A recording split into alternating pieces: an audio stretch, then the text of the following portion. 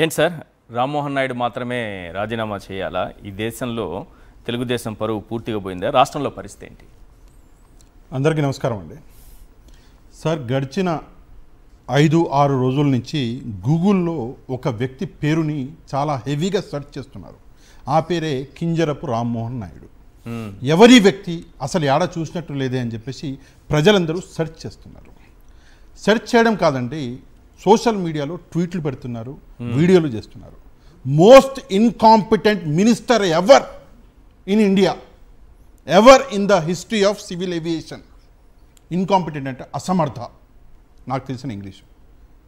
ఇది ప్రజలు రాస్తున్నారు, ట్వీట్లలో వీడియోలు చేస్తున్నారు. ఎందుకు అంటే దాదాపుగా 3వ తారీఖు నుంచి ఈ రోజు వరకు, అంటే 4 నుంచి మొదలైనట్టుంది, ఈ రోజు వరకు డైరెక్ట్గా 10 లక్షల మంది ఎఫెక్ట్ అయ్యారు.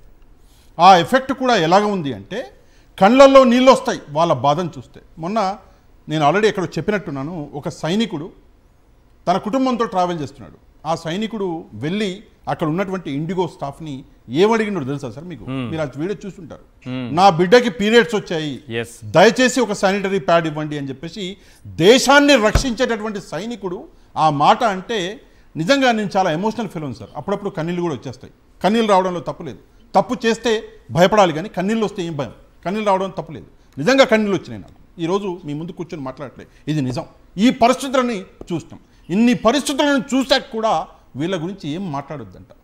నువ్వు ఇన్కాంపిటెంట్, నువ్వు అసమర్థుడివి అని చెప్పకూడదంట. నిజంగా ఈరోజు ఒక వ్యక్తిని టార్గెట్ చేయడం పక్కన పెట్టేద్దాం సార్, ఆ వ్యక్తికి మనకు సంబంధం ఏముంది, కానీ ఆయన చేసిన పని వల్ల ఎఫెక్ట్ అయిన వాళ్ళు ఎంతమంది అనేది మనం అందరం చూడాలి. ఉదాహరణకి రామ్మోహన్ నాయుడు గారి గురించి మనం మాట్లాడుకుంటే, కాలేజీ నుంచి డైరెక్ట్గా రాజకీయాల్లోకి వచ్చినటువంటి వ్యక్తి. నేను ఎక్కడ పనిచేశాను, నేను ఫలానా చోట పనిచేసిన, ఫలానా చోట నా ఎక్స్పీరియన్స్ చెప్పుకుంటాను నేను. ఆయన ఎక్కడ లేదు సార్, డైరెక్ట్గా వచ్చాడు రాజకీయాల్లోకి. రాగానే ఆయనకి హాట్ కాఫీ లాగా, హాట్ కేక్ లాగా ఆయన చేతికి రాజకీయాలు వచ్చినాయి. ఆయన ప్రస్తుతం చేస్తున్నటువంటి పని రెండే రెండు. ఒకటి, కొత్త సూట్లు వేసుకుంటున్నాడు. అంటే నా సూట్ గురించి కూడా మాట్లాడారు కాబట్టి నేను కూడా ఆ సూట్ గురించి ఎందుకు కొత్త సూట్లు వేసుకుంటున్నాడు. రెండోది రీల్స్ చేసుకుంటున్నాడు. ఈ రెండు తప్పిస్తే ప్రజల కోసం ఏం చేస్తున్నాడు అన్నది ఎవ్వరికి తెలియదు. కానీ నారా లోకేష్ గారికి అవసరమైన ప్రతిసారి ఒక సెంట్రల్ మినిస్టరు అక్కడ ప్రత్యక్షం అవుతాడు. ఇది మన దేశంలో జరుగుతుంది. ప్రజాధనం ఏమీ ఆలోచించరు. నారా లోకేష్ గారికి అన్న ఏడున్నావు వచ్చేస్తాం, అంతే ఆయన చేసే పని. ఇది ప్రస్తుతం మన దేశంలో నడుస్తున్నది. ఇక అర్నబ్ గోస్వామి గారు, నేను ఒక విషయం చెప్పాలి సార్, మీరు దయచేసి ఆపొద్దు. ఈరోజు సాక్షిలో కూడా వచ్చింది, ధనంజయ రెడ్డి గారు సాక్షి ఛానల్కి సంబంధించి ఆయన ఎడిటర్గా ఉన్నారు. ధనంజయ రెడ్డి గారు ఆయన మీద 19 కేసులు పెట్టారట. నిన్ననే మన ఎవరు సార్, కడప పోలీసులు వచ్చి నోటీసులు ఇచ్చి 19వ కేసుకి ముహూర్తం పెట్టిపోయారు. కర్నూలు పోలీసు. నేను ఒకటే విషయం చెప్తాను, దమ్ముంటే, ధైర్యం ఉంటే చంద్రబాబు నాయుడు గారు అర్నబ్ గోస్వామికి అట్లీస్ట్ అరెస్ట్ వదిలేయండి, అది మీ తరం కాదు, నోటీసులు పంపించే ధైర్యం ఉందా మీకు? దయచేసి ఒకసారి చంద్రబాబు నాయుడు గారు సమాధానం చెప్పారు. అంటే మేమందరం మెతకోళ్ళం, మా మీద జులుం చేసుకోవచ్చు, మాకు నోటీసులు ఇచ్చుకోవచ్చు, మా మీద కేసులు పెట్టుకోవచ్చు, మమ్మల్ని అరెస్ట్ చేయొచ్చు, మహిళలు అని చూడకుండా చేతులు వాచేలా కొట్టచ్చు, కానీ అట్లాంటి వ్యక్తిని టచ్ చేస్తే మీ చెప్పకూడదు, మీదేందో కెపాసిటీ తెలుస్తుంది. దయచేసి తప్పు చేయకపోయినా కేసీఆర్ గారి పైన అక్రమ కేసు పెట్టారు కదా, అదే చెప్తున్నాను. ఆయన చేయని కామెంట్ని చేసినట్టుగా. సార్, కేసీఆర్ గారు ఆయన వయసు ఏంటి, ఆయన అనుభవం ఏంటి? నేను ఒక వీడియో చూశాను సార్, రాజశేఖర రెడ్డి గారిని సైతం కేసీఆర్ గారు ప్రశ్నించారు. ప్రశ్నించడం ఒక జర్నలిస్ట్కి ధర్మం. ప్రశ్నించి రాజశేఖర రెడ్డి గారి దగ్గర నుంచి సమాధానం తీసుకున్నాడు. ఆ రోజు ఆయన చేసిన పని నేను అది కూడా చూసిన. ఆయన వ్యక్తిత్వాన్ని ఆ రోజు ఎంత దారుణంగా ఏం చేశారో మనందరం చూసినాం. ఇంటికెళ్ళి మరి అరెస్ట్ చేసి దారుణంగా తీసుకెళ్లి జైల్లో పెడితే ఆయన వచ్చిన రోజు ఒక సంచి ఇట్లా సంఖ్యలో పెట్టుకొని జైల్లో నుంచి ఏదో పెద్ద టెర్రరిస్టు, ఒక మర్డరర్ వచ్చినట్టు ఒక జర్నలిస్టు, దేశం కోసం తన జీవితాన్ని మొత్తం ధారపోసిన జర్నలిస్టు ఏం చేసిండు?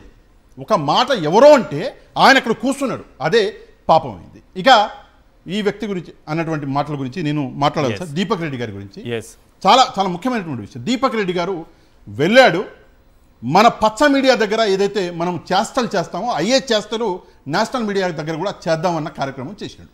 చేస్తే వాళ్ళు ఎగిరి తన్నిరు. అర్నబ్ గోస్వామి గారు ఎగిరి తన్నిండు. అంటే నా భాషలో చెప్తాను, అంటే తన్నిండు ఆతనుడు కాదు. ఏం చేసిండు అంటే, నారా లోకేష్ గారు కూడా మానిటర్ చేస్తున్నారు అంటే, ఒక జర్నలిస్టుగా చెప్పిన ప్రశ్న ఏంటి, అడిగిన ప్రశ్న ఏంటి, సరే చేస్తున్నారు, హూ ఇస్ నారా లోకేష్ అన్నాడు. అవును నారా లోకేష్ గారు అండర్ వాట్ కెపాసిటీ అన్నాడు. అవును ఆయన ఎందుకు చేస్తున్నారు, అది ఆయన పని కాదు కదా, ఆయనకు చేసుకోవడానికి పని లేదా, లేదా వేరే వాళ్ళల్లో అంటే వాళ్ళ పనులలో వేలు పెట్టడం ఇంకా అలవాట అన్న అర్థం వచ్చేలా మాట్లాడిండు. ఎవరు? అర్నబ్ గోస్వామి. ఓకే. మాట్లాడితే ఐఎమ్ సారీ, తప్పుకొచ్చింది, అలవాట్లో పొరపాటు, మా పచ్చ మీడియాలో నాకు ఇదే అలవాటు అని చెప్పేసి సప్పుడు చేయకుండా వెళ్ళిపోతే అయిపోవు. కానీ అక్కడ చెప్పిండు. ఇక్కడికి వచ్చి నేను పచ్చ మీడియాలో కూర్చొని ఏమంటాడు, అర్నబ్ గోస్వామి హూ ఇస్ నారా లోకేష్ అన్నాడు, అసలు హూ ఇస్ అర్నబ్ గోస్వామి అని ప్రశ్నిస్తున్నాడు. ఓరి సిగ్గుతోటి నాకు అంటే నీ పని నువ్వు చేసుకోవయ్యా, పక్క వాళ్ళ పనులలో ఎందుకు వెళ్ళిపోతావు అన్నందుకు హూ ఇస్ అర్నబ్ గోస్వామి అంట. నేను చెప్తా హూ ఇస్ అర్నబ్ గోస్వామి. అర్నబ్ గోస్వామి ఇది జర్నలిస్ట్, ప్రశ్నించడం జర్నలిస్ట్ పని. ఈశ్వర్ గారు ఇదే జర్నలిస్ట్, ప్రశ్నించడం ఆయన పని. నేను ఒక జర్నలిస్ట్ని, ప్రశ్నించడం నా పని. మా పనే ప్రశ్నించడం. మిమ్మల్ని మొదటిసారిగా ఒక కరెక్ట్ మొగోడు ఒకసారి తగిలిండు, ఇప్పుడు మొత్తం స్మాష్ అయిపోయింది. ఇక్కడ ఇంకో విషయం ఎవరి గురించి మాట్లాడాలి అంటే పట్టాభి గారు, గౌరవనీయులు పూజ్యులు అయినటువంటి పట్టాభి గారు. దాన్ని కూడా పెట్టినా మళ్ళీ ఏమన్నా అంటే తప్పు ఎందుకు మళ్ళీ ఆ భాష ఏదో నా వల్ల కాదు. ఆయన మాట్లాడతారే భయంతో ఆయన ఆ భాష సీఎం గారి పైనే వాడారు ఆ రోజుల్లో. లేదు సార్, నేషనల్ మీడియాలో వాడలేకపోయారే. భాషలు వాడడంలో పట్టాభి గారు యాన్నో ఉంటే నేను యాన్నో ఉన్నా. నాకు ఆయనకి అసలు పొంతలేదు. పట్టాభి గారు 2 రోజులు పోయిండు. పోతే పట్టాభి గారిని ఉతికేసి బయట దండానికి ఆరేసిండు. ఎవరు? ఇదే అర్నబ్ గోస్వామి గారు. ఓకే, సరే అంత అయిపోయింది, మా వల్ల మిస్టేక్ జరిగింది, మేము నారా లోకేష్ గారి ఇజ్జతు నేషనల్ లెవెల్లో తీసేసినాము, ఊకే ఉందాం కొద్దిసేపు.